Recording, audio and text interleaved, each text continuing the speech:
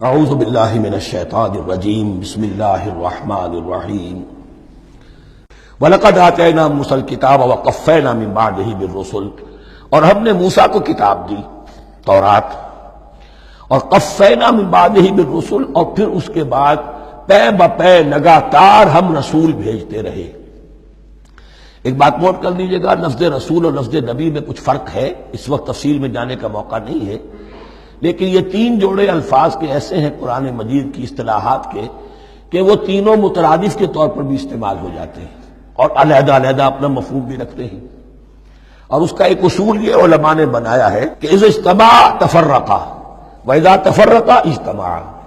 ایک ہے ایمان اور اسلام، اب یہ بھی مسلم مومن ایک ہی شے ہے، لیکن یہ کہ ایک شے تو نہیں ہے، کچھ فرق بھی ہے۔ کہیں جہاں ان دونوں الفاظ کو لایا جائے گا بالمقابل تو فرق نظر آ جائے گا، لیکن عام طور پر مسلم کی جگہ مومن، مومن کی جگہ مسلم استعمال ہو جائے گا۔ call the rose by any name it will smell as sweet۔ اس طرح جہاد اور قتال کا معاملہ ہے، دو الفاظ ہیں، مختلف ہیں، مفہوم جدا بھی ہے لیکن ایک دوسرے کی جگہ آ بھی جائیں گے۔ تیسرے نبی اور رسول، فرق ہے، ہر نبی رسول نہیں ہوتا، ہر رسول نبی ہے، یعنی نبی عام ہے، رسول خاص ہے۔ نبی کو جب کسی خاص قوم کی طرف معین طور پر بھیج دیا جاتا ہے تب وہ رسول ہو جاتا ہے۔ اس سے پہلے اس کی حیثیت ایک ولی اللہ کی ہے، بہت اعلیٰ درجے کا اللہ کا دوست اور ولی جس پر وحی آ رہی ہے۔ عام ولی اللہ میں اور نبی میں فرق یہ ہے، ان پر وحی آتی ہے، ان پر وحی نہیں آتی۔ لیکن اس نبی کو اگر اب آپ بھیج دیں گے کہ جاؤ اذهب الى فرعون، اب وہ رسول ہو گئے، جاؤ مدین کی طرف الی مدین اخاہم شعیبا، اب رسول ہو گئے۔ تو یہ فرق ہے نبی اور رسول کا۔ جیسے آپ کے ہاں سی ایس پی کاڈر ہے، اب وہ ڈی سی بھی لگ سکتا ہے، کہیں وہ جوائنٹ سیکرٹری لگا ہوا ہے، کہیں ناپسندیدہ آدمی ہے تو او ایس ڈی لگایا ہوا ہے کہیں، لیکن اس کا کاڈر برقرار رہے گا، سی ایس پی تو ہے۔ اسی اعتبار سے ہر نبی ہر حال میں نبی ہے، لیکن اس کو اضافی کیفیت ملتی ہے رسول کی۔ اور ایک بات یہ نوٹ کر لیجئے، نبیوں کو قتل بھی کیا گیا ہے، رسول قتل نہیں ہو سکتے۔ اللہ کا فیصلہ یہ ہے کہ لَأَغْلِبَنَّ أَنَا وَرُسُلِي، میں اور میرے رسول تو غالب آ کر رہیں گے۔ جب بھی کسی قوم نے کسی رسول کی جان لینے کی کوشش کی ہے، اس قوم کو برباد کر دیا گیا اور رسول اور اس کے ساتھیوں کو بچا لیا گیا۔ یہ معاملہ ہوا ہے اللہ کا تمام رسولوں کے ساتھ، نبیوں کے ساتھ نہیں۔ حضرت یحییٰ نبی تھے، قتل کر دیے گئے۔ حضرت عیسیٰ رسول تھے، قتل نہیں کیے جا سکتے تھے، ان کو زندہ آسمان پر اٹھا لیا گیا، اب وہی دوبارہ آئیں گے۔ تو رسول جو ہے وہ قتل نہیں ہوتا، اور اسی اعتبار سے حضور کی بڑی گہری تمنا تھی، لَوَدِدتُّ أَنْ أُقْتَلَ فِي سَبِيلِ اللَّهِ ثُمَّ أُحْيَا ثُمَّ أُقْتَلَ ثُمَّ أُحْيَا، میری بڑی خواہش ہے میں اللہ کی راہ میں قتل ہو جاؤں، پھر زندہ کیا جاؤں، پھر قتل کیا جاؤں، پھر اللہ کی راہ میں پھر زندہ کیا جاؤں، پھر قتل کیا جاؤں۔ لیکن اللہ نے یہ خواہش آپ کی پوری نہیں کی، اس لیے کہ آپ اللہ کے رسول تھے۔ اب یہاں نوٹ کیجئے گا، یہاں لفظ رسول تو آ گیا ہے لیکن یہ نبی کے معنی میں ہے۔ قفینا من بعدہ بالرسل، اس لیے کہ رسول حضرت موسیٰ کے بعد حضرت عیسیٰ ہی ہے، درمیان میں پروفٹس ہیں، یہ prophets of the Old Testament, یہ انبیاء ہیں، لیکن ان کے لیے لفظ رسول آ گیا ہے۔ وَآتَيْنَا عِيسَى ابْنَ مَرْيَمَ الْبَيِّنَاتِ وَأَيَّدْنَاهُ بِرُوحِ الْقُدُسِ، اور ہم نے عیسیٰ کو بڑی واضح نشانیاں دی، حصی معجزات جتنے حضرت مسیح کو دیے گئے ہیں ویسے اور کسی نبی کو نہیں دیے گئے۔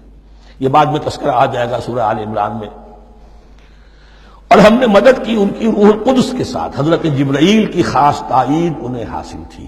ظاہر بات ہے، میں نے عرض کیا ہے کہ جو معجزہ ہوتا ہے وہ کسی نبی کی اپنی طاقت سے اس کا ظہور نہیں ہوتا، رسول کے کسی طاقت سے، یا کرامت کسی ولی اللہ کے اپنے اختیار میں نہیں ہوتی، یہ اللہ کی طرف سے، اور اس کے لیے ظہور جو ہوتا ہے وہ فرشتوں کے ذریعے سے۔ أَيَّدْنَاهُ بِرُوحِ الْقُدُسِ أَفَكُلَّمَا جَاءَكُمْ رَسُولٌ بِمَا لَا تَهْوَىٰ أَنفُسُكُمْ، اب یہاں پر تبصرہ ہو رہا ہے، جو بھی کچھ یہود نے کیا حضرت مسیح کے ساتھ، وہ چونکہ معلوم ہے اس کا تذکرہ نہیں کیا، صرف اس پر تبصرہ ہو رہا ہے۔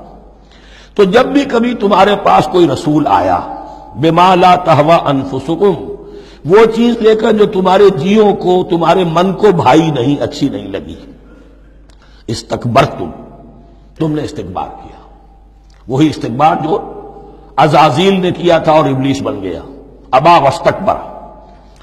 استکبرتم ففریقا کذبتم وفریقا تقتلون، تو کچھ کو تو تم نے صرف ان کی تردید ہی کی اور کچھ کو تم نے قتل بھی کیا. تقتلون تو یہ انبیاء کے قتل ہو سکتا ہے. اور نمبر 2 ایک رائے یہ دی گئی ہے تقتلون جو ہے قتل تم نہیں آیا ہے، یہ فعل مضارع ہے، اور فعل مضارع کے اندر ایک فعل جاری رہتا ہے، ختم نہیں ہوتا. گویا کہ تم قتل کرنے کی کوشش کرتے رہے. بعض لوگوں کی تو جان کے در پہ ہو گئے. وقالوا قلوبنا غلف، اور انہوں نے کہا ہے کہ ہمارے دل تو غلافوں کے اندر بند ہیں. یہ اس کو ملائیے پہلی آیت جو آج ہم نے پڑھی ہے، افتطمعون ان یؤمنوا لکم، تو اے مسلمانوں کیا تم یہ توقع رکھتے ہو اور چاہتے ہو کہ یہ تمہاری بات مان لیں گے؟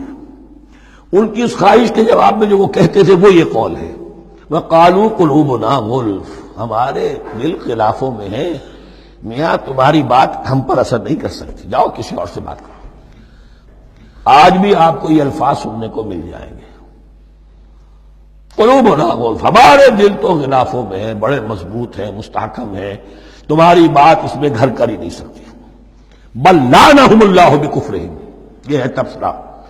جس کو یہ کہہ رہے ہیں کہ ہمارے دل محفوظ ہیں اور غلافوں میں ہیں، حقیقت میں تو ان پر لعنت ہو چکی ہے اللہ کی طرف سے ان کے کفر کی وجہ سے. فقلیلا ما یؤمنون، تو واقعتاً کم ہی ہوں گے ان میں سے جو ایمان لائیں گے.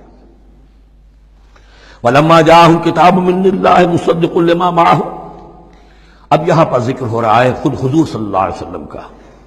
اور جب آ گئی ان کے پاس کتاب اللہ کے پاس سے، یعنی یہ قرآن، مصدق لما معہم، جو اس کی تصدیق کرتے ہوئے آیا جو ان کے پاس ہے. میں اس کی وضاحت کر چکا ہوں. قرآن ایک طرف تصدیق کرتا ہے تورات اور انجیل کی، اور دوسری طرف وہ مصداق بن کر آیا ہے تورات اور انجیل کی پیشن گوئیوں کا. وَكَانُوا مِن قَبْلُ يَسْتَفْتِحُونَ عَلَى الَّذِينَ كَفَرُوا، اور ان کا حال یہ تھا کہ وہ آخری کتاب اور آخری نبی کے حوالے اور واسطے سے اللہ تعالیٰ سے فتح کی دعائیں کیا کرتے تھے کافروں کے خلاف. ہوتا کیا تھا کہ یہ 3 قبیلے مدینے میں آ گئے کہ جو یہودی تھے، بنو قینقاع، بنو نضیر اور بنو قریظہ. اسی میں وہاں رہتے تھے اوس اور خزرج جو یمن سے آئے تھے، اصل عربی قبائل تھے. پھر آس پاس کے قبائل بھی تھے، وہ سب کے سب امیین میں سے تھے. ان کے پاس نہ کوئی کتاب، نہ کوئی شریعت،